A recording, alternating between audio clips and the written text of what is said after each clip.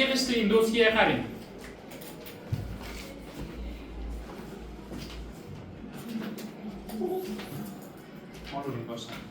Bugun sizlar bilan modda almashuv darsini boshlaymiz. Modda almashuv bir-biriga qarama-qarshi bo'lgan, lekin bir-birini to'ldiradigan ikkita jarayondan iborat. Birinchisi assimilyatsiya, ikkinchisi dissimilyatsiya. Sizlar bilan shu kungacha o'tgan darslarimizda assimilyatsiya haqida gaplashdik, to'g'rimi? Assimilyatsiya degani oddiy moddalardan murakkab moddalarda sintez bo'lishi. Birinchisi masalan ATF, ADF, adenozin monofosfatlarni sintezlanishi. Bundan tashqari oddiy modda hisoblangan glyukozamizdan polimer moddalar sintezlanishi, masalan polisaharid, sellyulozaning sintezlanishi, glikogenning sintezlanishi. Endi aynan sizlar bilan bugun o'rganadiganimiz dissimilyatsiya, ya'ni energiya almashuvi, ikkinchi nomi katabolizm, murakkab moddalardan oddiy moddalar hosil bo'lishi. Nimaga bu energiya almashuvi deyiladi? Sababi har bir jarayonda energiya hosil bo'ladi.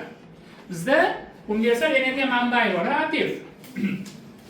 ATF universal energiya manbai bo'ladi. Bitta ATFning tarkibida adenin, riboza shakari hamda 3 ta fosfat kislota qoldig'idan iborat. Energiya almashuvi bosqichlarini 3 guruhga bo'lamiz. Ya'ni 1 mol murakkab moddani to'liq parchalanish uchun bizda energiyamiz 3 bosqichda parchalanadi. Birinchi bosqichimiz tayyorgarlik bosqichi deyiladi. Asosan hazm qilish organlari hamda lizosomada amalga oshadi.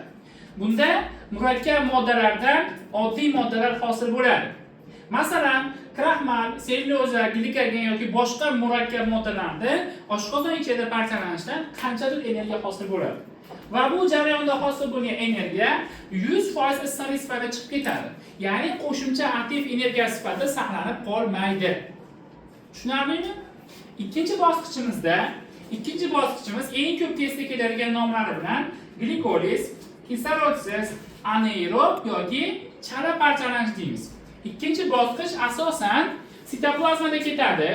Bunda murakkab moddalarning parchalanishida hosil bo'lgan monomer, ya'ni glyukoza ishtirokida ketadi. 1 mol glyukoza to'liq parchalanganda o'zida 2800 kilojul energiya ushlab qoladi. Endi shuni bosqichma-bosqich parchalaymiz. Glyukoza ikkinchi bosqich, ya'ni sitoplazmada parchalanganda 200 kilojul energiya hosil bo'ladi.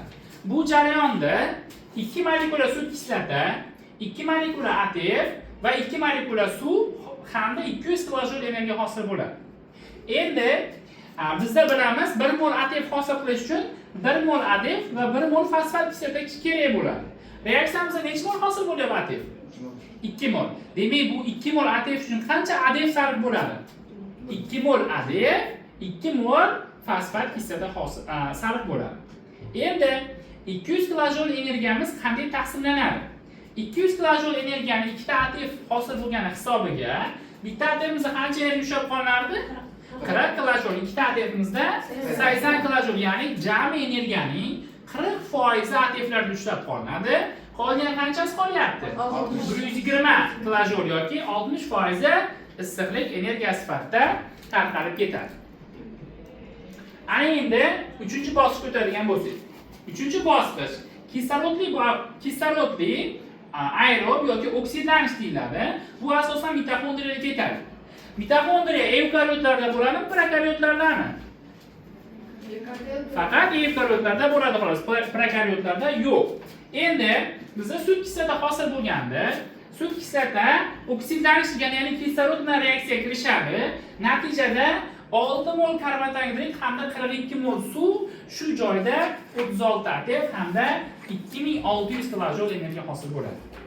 Endi bitta ATFimizda 40 kilojul energiya ushlab qolinganda 36 ATFimizda 1440 kilojul energiya ushlab qolinadi hamda bu 55.4% energiyani hosil qiladi. ATFlar to'planib qoladi. Qolgan 1160 kilojul energiya esa issiqlik sifatida tarqalib ketadi.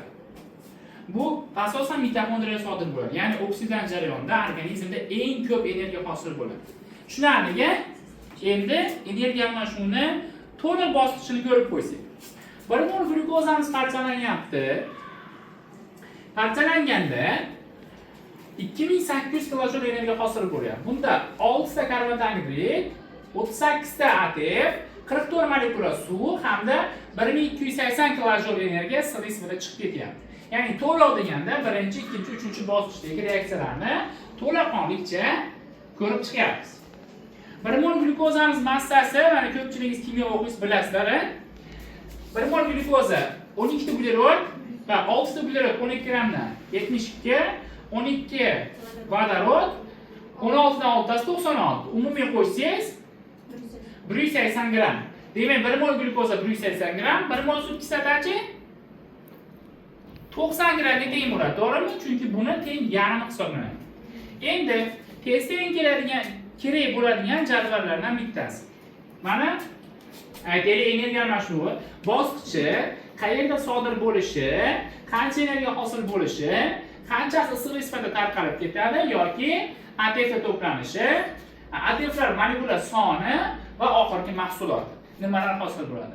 Masalan, birinchi bosqichni ko'radigan bo'lsak, hazm organlarida sodir bo'lyapti, juda kam energiya, 100% issiqlik sifatida chiqib ketadi, 0% ATF to'planadi. ATFlar soni yo'q, monomerlari yog' kislotani berib qo'yadi. Ya'ni murakkab modda yog'larda parchalanishdan hosil bo'ladi. Tushunarlimi? Yaxshi, endi qarang. Reaksiyamizni to'liq yozib olamiz. Jadvallarda bir qator birga ko'rib chiqamiz, masala ishlaymiz.